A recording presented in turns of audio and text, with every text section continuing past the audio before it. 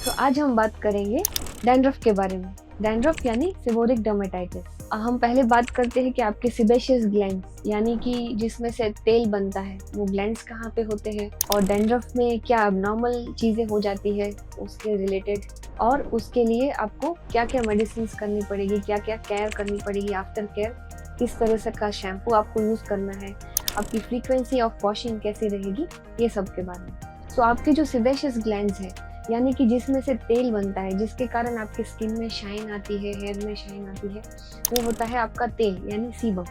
सो sebaceous glands होते हैं जो हेयर फॉलिकल के साथ अटैच्ड होते हैं।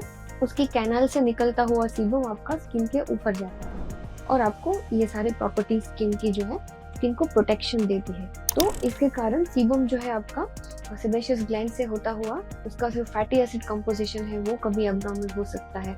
सो उसके होते हुए वो स्किन में आता है और स्किन में जो आपके फंगस नॉर्मली जो रहते हैं कमेंसिल्स जिसको बोलते हैं, तो मेलेसेजिया फंगस जो है वो आपके फंगल एलिमेंट स्किन के ऊपर रहते हैं, वो ब्रेक डाउन करते हैं सीबम को और इसी तरीके से आपका जो है सीबम वहाँ पे पहुँच के फ्लेक्स बन जाता है। यानी कि अगर फैटी एसिड कंपोजिशन ठीक नहीं है, अगर सीबम बहुत ज़्यादा बन रहा है, कुछ एबनॉर्मलिटी है, तो वहाँ पे इन्फ्लेमेशन हो जाता है बिकॉज आपका Malassezia they break down the sebum और वहाँ पे इन्फ्लेमेशन और वैसा माइक्रो एनवायरनमेंट क्रिएट करते हैं ताकि आपका इची हो जाता है, फ्लेक्स हो जाते हैं और ये आपका डैंड्रफ जो होता है उसमें आपके डेड सेल्स भी थोड़े से मिक्स हो जाते हैं, तो इस तरह से वो एक स्कम बन जाता है।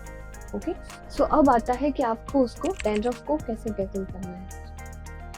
तो आपके कुछ शैम्पूज आते हैं, कुछ लोशंस आते हैं, कुछ ऐसे प्रिपरेशंस है, ओरल एंटीफंगल्स है जो प्रिस्क्राइब करते हैं डॉक्टर कि आप अपना स्काल्प का जो डैंड्रफ है वो मेंटेन कर सकते हैं। तो ओवर ऑफ द काउंटर यानी कि बाहर मेडिकल शॉप में विदाउट प्रिस्क्रिप्शन मिलने वाली मेडिकेशंस आप ट्राई कर सकते हैं इनिशियल स्टेज में जब डैंड्रफ बहुत ज़्यादा नहीं है। जैसे कि उसमें कंपोनेंट्स हो सकते हैं आपके सेलेनियम सल्फाइड, साइक्लोपायरोक्स, ओलामिन, आपका कीटोकोनाजोल हो सकता है, क्लिम्बाजोल हो सकता है, जिंक पायरिथ्रॉन हो सकता है। तो ये सारे जो एलिमेंट्स हैं ओवर द काउंटर हैं, पर अगर वो बढ़ जाता है तो salicylic acid 3%, coal tar 3 to 5% भी आपके डॉक्टर आपको प्रिस्क्राइब कर सकते हैं उसको कंट्रोल करने के लिए। कई बार तो इतने एक्सटेंसिव केस होता है कि जैसे सोरियासिस में यूज़ होने वाली मेडिकेशंस भी कई बार सेबोरिक डर्मेटाइटिस में यूज़ करनी पड़ती है, क्योंकि ये स्पेक्ट्रम है जहाँ पे वन एंड पे सेबोरिक डर्मेटाइटिस है और वन एंड पे सोरियासिस है, यानी उसका जो मैकेनिज्म है थोड़ा बहुत मिलता जुलता है। तो उसकी जो स्किन के सेल टर्नओवर को करने की मेडिसिन जो आती है कंट्रोल करने की, सो आपके टॉपिकल्स जो है यानी कि लोशंस और शैम्पू से कंट्रोल किया जाता है। और दूसरा ओरल जो एंटी फंगल्स हो गए, ओरल एंटी इन्फ्लेमेटरी भी देनी पड़ सकती है आपको डैंड्रफ के लिए। अभी क्वेश्चन आता है कि आपको ये किस तरह से लेनी है, कब तक चलानी है, कब स्टॉप करनी है और आपका क्या डैंड्रफ वापस कभी नहीं आएगा या फिर वापस आ सकता है, वो सारे क्वेश्चन। सो आपका डैंड्रफ का जो सोल्यूशन है that is not a one time solution. ऐसा नहीं है कि आपने एक बार उसकी मेडिसिन कर ली तो आपको कभी आएगा ही नहीं। जब तक वो सेबेशियस ग्लैंड्स एक्टिव है, कि कई लोगों को तो 35-40 तक भी एक्टिव रहते हैं, तो तब तक उनको डैंड्रफ की इश्यूज भी रहती है। दैट मीन लोशंस, शैम्पूज वगैरह जनरली आपको सीवियरिटी ऑफ डैंड्रफ कैसे है उसके अकॉर्डिंगली डॉक्टर्स यूज़ करने के लिए बोल सकते हैं। जैसे डेली वॉश करना है 10 to 15 डेज या ऑल्टरनेट डे वॉश करना है 10 to 15 डेज तक, एक बार कम हो जाएगा उसके बाद आप 2 टाइम्स इन अ वीक कर सकते हो, followed by 1 time in a week, और उसके बाद जब ज़रूरत पड़ेगी तब आप वो लोशन एंड शैम्पू का यूज़ कर सकते हैं। यानी डैंड्रफ की मेडिसिन आपको तब तक चलानी है तब तक कि आपका स्कैल्प क्लींस नहीं हो जाता, और उसके बाद भी आपको यूज़ करनी पड़ सकती है SOS बेसिस पे। कई बार आपको ड्राई स्कैल्प हो जाता है, वो भी अब डैंड्रफ जैसा दिखता है। तो ड्राई स्कैल्प में कई लोग पूछते हैं कि क्या हम ऑयलिंग कर सकते हैं, क्या ऑयलिंग करने से हमारा डैंड्रफ बढ़ जाएगा। तो एक जो होता है आपका सेबोरिक डर्मेटाइटिस जिसमें मोटे मोटे स्केल्स हैं, ऑल ओवर द स्कैल्प बड़े बड़े स्केल्स बन रहे हैं और अंदर से तेल का जो प्रोडक्शन है, जैसे आप वॉश करते हो तो 2-3 दिन में ही स्कैल्प ऑयली हो जाती है, तो वो ज़्यादा संभावना है कि सेबोरिक डर्मेटाइटिस है। और ड्राई स्कैल्प में आपको वॉशिंग करते ही आपका ड्राई हो जाता है या इमीडिएटली कुछ भी आप लगाते हो तो स्कैल्प आपका ड्राई हो जाता है और उसकी जो फ्लेक्स है वो छोटे छोटे फ्लेक्स होते हैं। तो इसमें ऑयलिंग आप कैसे डिसाइड करोगे? सो आपका सेबोरिक डर्मेटाइटिस में तो जितना कम हो सके उतना आप ऑयलिंग करें, या तो आपको करना है तो वॉश करने से 1 or 2 आवर्स पहले आप ऑयलिंग कर सकते हैं, वो भी स्ट्रैंड्स में स्काल्प में थोड़ा सा कम, आगे की तरफ थोड़ा सा कम कर सकते हैं, क्योंकि कई बार आपको डैंड्रफ की वजह से फोरहेड में भी छोटे छोटे पिंपल्स आ जाते हैं। तो that is why we recommend that आगे के 2-3 फिंगर्स छोड़ के पीछे की साइड से ही आपको ऑयलिंग करना है।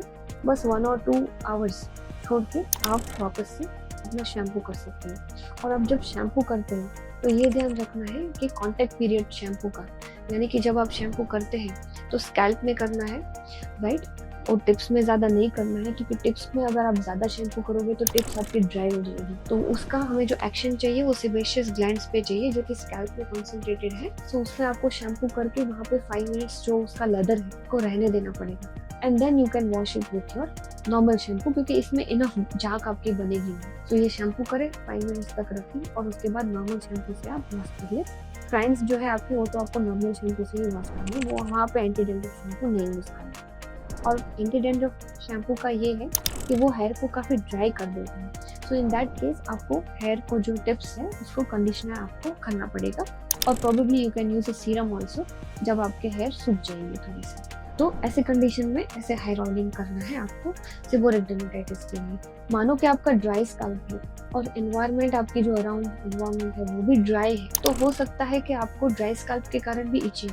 तो ये बहुत ज़रूरी है डिफरेंशिएट करना। If it's a dry and flaky scalp तो आपको थोड़ा सा उसमें ऑयलिंग करना पड़ेगा। यहाँ पे थिन लाइन ऑफ डिफरेंस है और डिफिकल्ट है डिसाइड करना, बट लाइट हेयर ऑयल और पर्टिकुलर ऑयल जिसमें एंटीऑक्सीडेंट प्रॉपर्टीज होते हैं, एंटी इन्फ्लेमेटरी प्रॉपर्टीज होते हैं, जैसे रोजमेरी ऑयल हो गया, 1 और 2 drops of lemon grass in virgin coconut oil, ये सारे टेस्टेड ऑयल्स हैं जिसको मैंने खुद भी यूज़ किया हुआ है, and you can get a good outcome out of it. तो प्रोबेबली आप 3-4 आवर्स छोड़ें, ऐसा नहीं कि आपको छोड़ के यू कैन रोम अराउंड ताकि उसमें डस्ट वगैरह ना जाए। तो उसको 2-3 घंटे के लिए आप ऑयल करके फिर आप हेड वॉश कर सकते हैं, तो उसमें आपको फ्लेकी स्कैल्प में थोड़ा सा बेनिफिट मिलेगा। बाकी फ्लेकी स्कैल्प की जो ट्रीटमेंट होती है ऑलमोस्ट सेबोरिक डर्मेटाइटिस की जैसे ही होती है, बट इसमें अगर आपने ज़्यादा ओवर यूज़ कर लिया एंटी फंगल्स या topical shampoos for seborrheic dermatitis तो वो और ड्राई हो जाएगी। उसको और ड्राई नहीं होने के लिए ये सारे ऑयलिंग करना है। एक तो आपको वेरी लाइटली, एंड आपको शैम्पूज भी जो यूज़ करने हैं वो एकदम माइल्ड वाले यूज़ करने होंगे, सल्फेट फ्री, पैराबेन फ्री, ताकि वो और स्कैल्प को ड्राई ना करे। तो ये सारे डिफरेंसेस है। ऑयलिंग कब करना है, कौन सी सिचुएशन में करना है, वो थोड़ा सा मेजर करके आपको फॉलो करना है। So that is all about seborrheic dermatitis. फिर भी आपके कोई अगर क्वेरीज है, कुछ क्वेश्चंस है, तो आप इसमें कमेंट ड्रॉप कर सकते हैं, विल आंसर। Thank you.